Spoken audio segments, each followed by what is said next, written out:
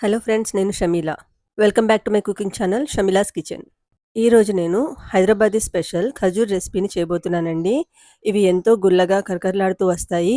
చేయడం కూడా చాలా ఈజీగా చేసేయొచ్చండి. పిల్లలైతే చాలా ఇష్టపడతారు. వాళ్ళకి లంచ్ బాక్స్‌లో స్నాక్స్‌గా ఇవ్వచ్చు. చూసారా ఎంత గుల్లగా ఉన్నాయో? అండ్ ఇవి ఒక నెల వరకు స్టోర్ చేసుకొని ఉంచుకోవచ్చండి. అయితే ఇవి ఎలా చేయాలో స్టార్ట్ చేసేద్దాం. దీనికోసం ఒక బౌల్‌లో గోధుమ పిండిని తీసుకున్నానండి.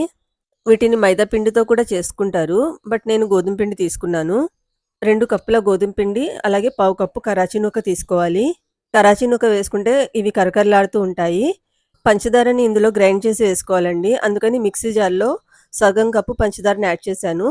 అందులోనే ఒక టీ స్పూన్ సోంఫ్‌ని వేసుకోవాలి. అలాగే 5 దాకా యాలకుల్ని కూడా వేసుకొని పౌడర్‌లాగా చేసుకోవాలండి. ఈ పౌడర్‌ని మనం పిండి కలుపుకున్న బౌల్‌లో యాడ్ చేసుకోవాలండి. సోంఫ్‌ని ఇలా గ్రైండ్ చేసి వేయడం వల్ల ఫ్లేవర్ అయితే బావుంటుంది. ఇందులోనే ఒక చిటికెడు వంట సోడాని కూడా యాడ్ చేసుకోవాలి. నెక్స్ట్ గసగసాలు యాడ్ చేసుకోవాలండి. ఒక 2 టీ స్పూన్ల దాకా గసగసాలు వేసుకోవాలి. హైదరాబాదీ స్టైల్ ఖజూర్ ట్రెడిషనల్ రెసిపీలో ఈ గసగసాలనేవి మస్ట్‌గా వేస్తారండి. నెక్స్ట్ ఇందులో ఇవి గుల్లగా రావడానికి ఒక టీ స్పూన్ నెయ్యి వేసుకోవాలి. అలాగే ఒక కోడిగుడ్డుని కూడా వేసుకోవాలండి. వీటన్నిటిని కూడా ఇలా కలుపుకోవాలి. కొంచెం కొంచెంగా పాలు యాడ్ చేస్తూ కలుపుకోవాలండి. వాటర్ అనేది యాడ్ చేయకుండా మిల్క్‌ని యాడ్ చేసుకోవాలి. ఈ పిండిని మరీ మెత్తగా కాకుండా కొంచెం చపాతీ పిండిలాగా కలుపుకోవాలండి. పిండి మొత్తం కలుపుకున్న తర్వాత దాన్నిలా కొంచెం మెత్తగా ఒత్తుకోవాలి. ఇలా చేయడం వలన ఈ ఖజూర్ అనేవి కొంచెం గుల్లగా వస్తాయి. వీటిని కొంచెం కొంచెంగా ఆయిల్ అప్లై చేస్తూ ఇలా కలుపుకోవాలి. నెక్స్ట్ దీన్ని చపాతీలాగా రౌండ్‌గా చేసుకుంటున్నానండి.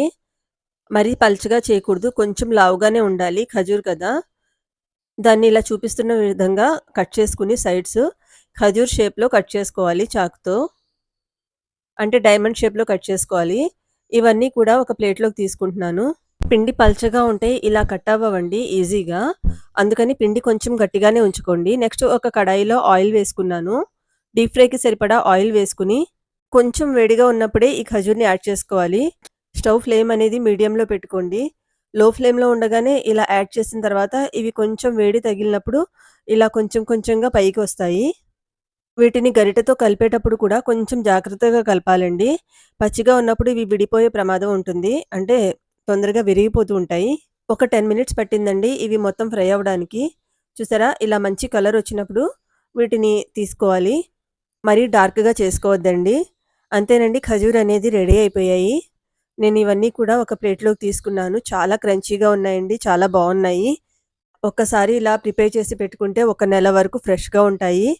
నేనెప్పుడూ చెప్తానండి, home food is the best food అని. కాబట్టి ఇంట్లోనే ఇలా స్నాక్స్ ప్రిపేర్ చేసుకుంటే పిల్లలు హెల్తీగా ఉంటారు. అలాగే తక్కువ ఖర్చుతో ఎక్కువ స్నాక్స్ కూడా అవుతాయి. అలాగే వీడియో నచ్చితే కింద ఉన్న లైక్ బటన్‌ని ప్రెస్ చేయండి. ఇంకా నా ఛానెల్‌ని సబ్స్క్రైబ్ చేసుకోకపోతే సబ్స్క్రైబ్ చేసుకోండి. Thank you for watching my videos.